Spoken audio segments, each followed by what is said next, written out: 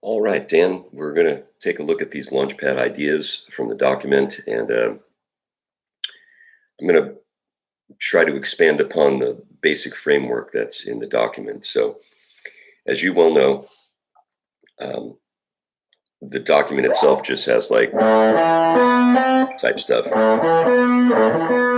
or this type of thing. All those shapes and types of chords that we discussed. And so the very first thing that I want to do is just give a couple of examples of maybe how to break out of that little shape thing and bring it into some kind of a line. So let's do the A minor one first. That's what we have. So as you well know, there are several kinds of minor. So maybe we do a Dorian one first.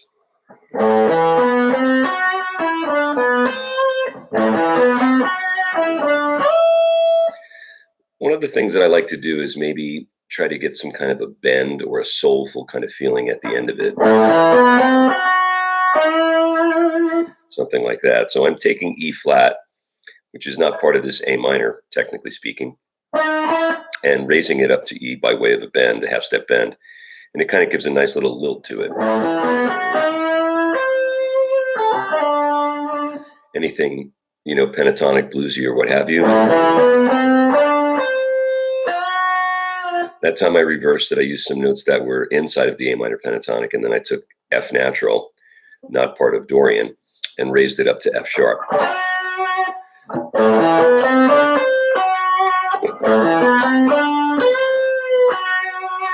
You do that and end on the Dorian. So really the moral of the story here is once you've set up the little framework and you're taking off on a truly improvisational idea, to try to get a little bit of soulfulness in there by way of some bending of notes or landing on particular target tones. Let's take a look at the D minor framework that's on the document. I could have slid. I have that option. There's nothing wrong with that. Depending upon what you're going to do with the line, we'll keep this as a Dorian. And by the way, after this, we'll go back to A minor. And we'll change from a Dorian to a different one, and I'll show you some interesting things you can do. So thinking of D Dorian, these all be notes in the key of C, obviously.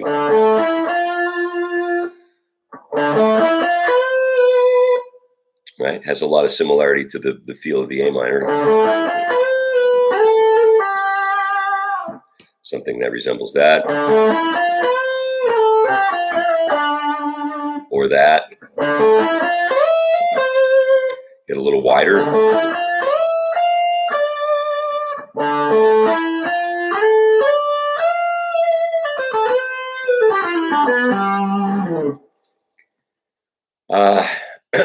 Let's go back to the A minor for just a minute. Sorry to jump around.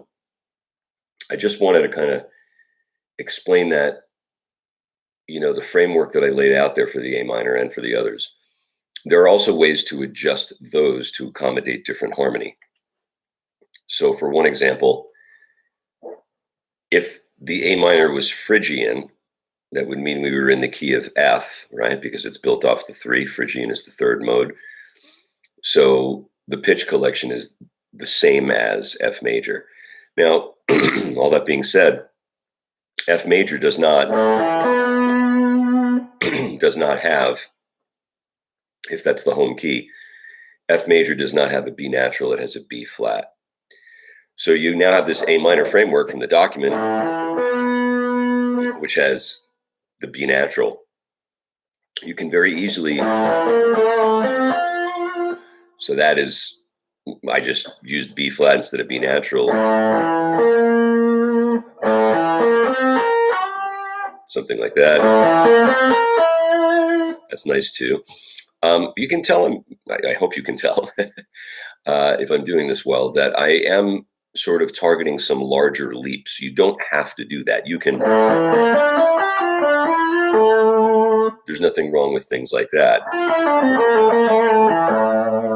But part of the magic, if you will, with stuff like this is to try to get, a little bit road less traveled, get some intervals that you wouldn't normally play in your, basic minor pentatonic, major pentatonic, or blues lines, or even major scale stuff that you might, all of those are close intervals, right? There's no large leaps. So again, one of the things here to do is to get a little bit larger leap in there. Sorry about the washout in the sun over there. I'm just too lazy to get up and change it. Yeah, that's even worse. We'll do that. That's a little better. So that whole thing allows you to change any one of these.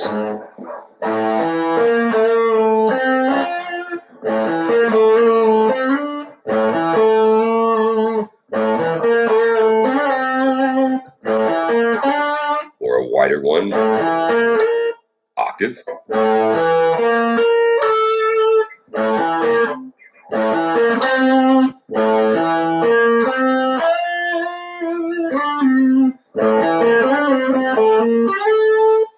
And, again, getting a little bit more linear, like.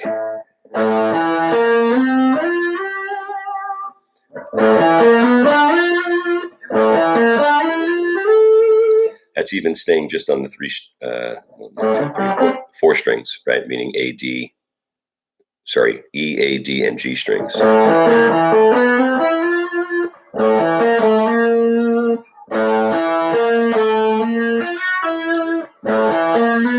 Sorry.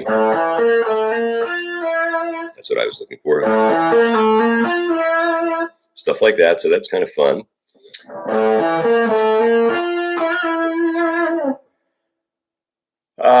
I really like, on a sort of a separate topic, I really love half-step bends. I remember being a young boy discovering the minor pentatonic and actually finally discovering lighter strings, because I think you were probably playing guitar then too. It wasn't a given in the late 60s that guitars would have light strings. It just wasn't. So finding a music store that sold light strings that you could bend was like pretty big deal as a little kid. And then, being armed with somehow or another this, which I found by ear. I think I found it the first time in G minor. But anyway, knowing that you could,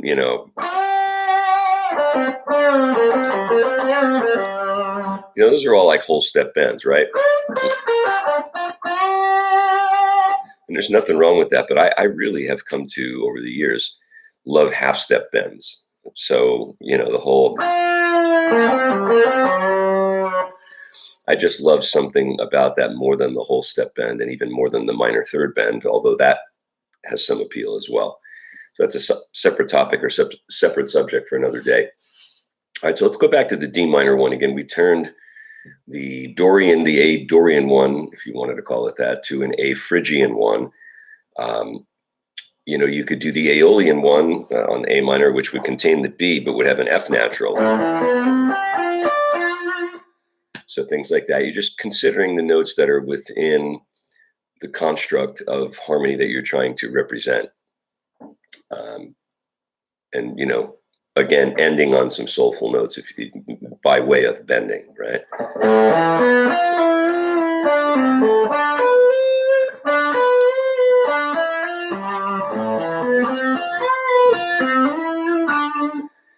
Things like that.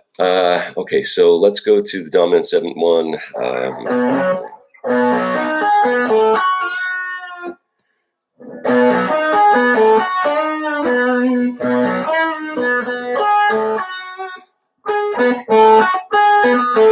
So that little stack there, that little setup, this all comes from, if you study your intervals, I don't know if we went all through these, but if it were B Mixolydian, right? It was B Mixolydian, and you studied your sixths. That type of stuff, right?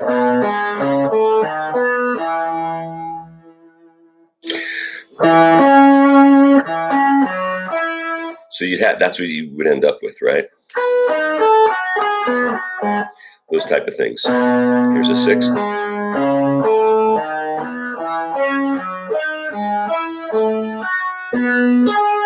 And there are the 2 stacks that I'm talking about. I call them stacks because it looks like a little building. They appear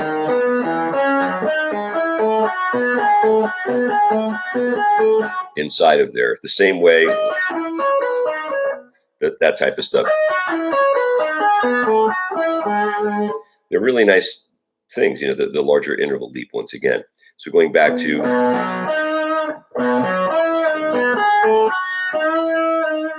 or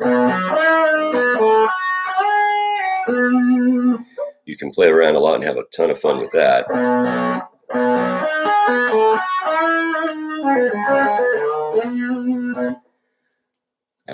And then probably the most complicated one in there is this major 7/1. And to say complicated just because it probably feels the most unorthodox in the left hand. Not so much for me, but I'm pretty sure for you, you and others. It's just not something you use all that often. So what I did was just going from the tonic straight to the major 7. You can put the 5 in there. Remember, these are just shells to get you started. They're catalysts, right? But let's go from the tonic right to the major 7, and then to the sharp 11. And I can grab this G here, or I can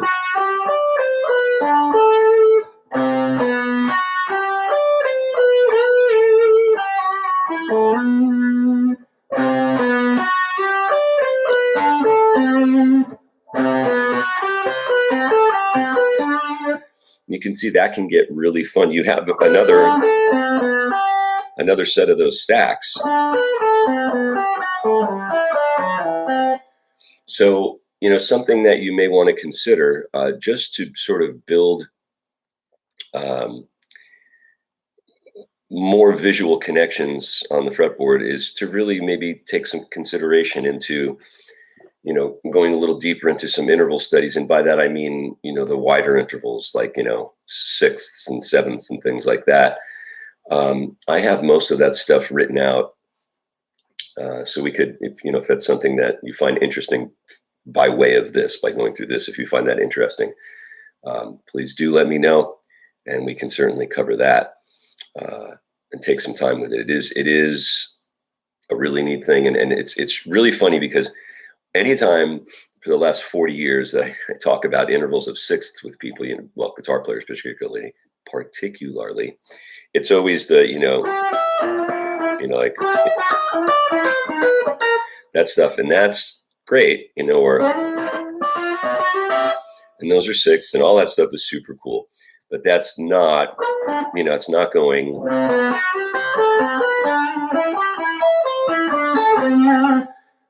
a couple sevenths in there as well, but I'm just saying like that. That's a different approach. This is being scale-like.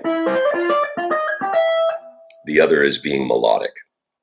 There's nothing wrong with scale-like or scalular or scalic, if that's a word, type lines. Nothing at all. In fact, they're very effective in many conditions, but there's something about the melodic sense of wider intervals. I guess it's just road less traveled, maybe. I certainly have a deep appreciation or a deep like for it, a deep love for it. So that's pretty much it here. The idea, once again, is to just take the ideas and, whether you literally use the framework to start an idea, or whether you, mutate or alter the framework to fit what you like. It's just a way to get a line started that's not so typical.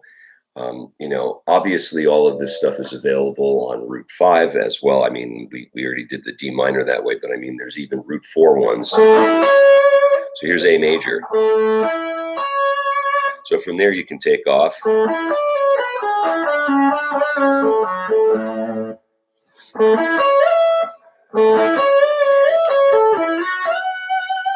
And it's just to get out of the typical things that we play. You can invert, or sorry, not invert, but juggle or jumble up the order. You don't have to. That speaks pretty solidly when we do that to the listener.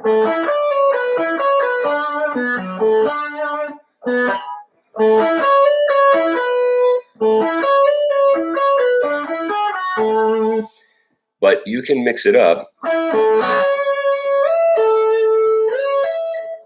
Like that's kind of, hello.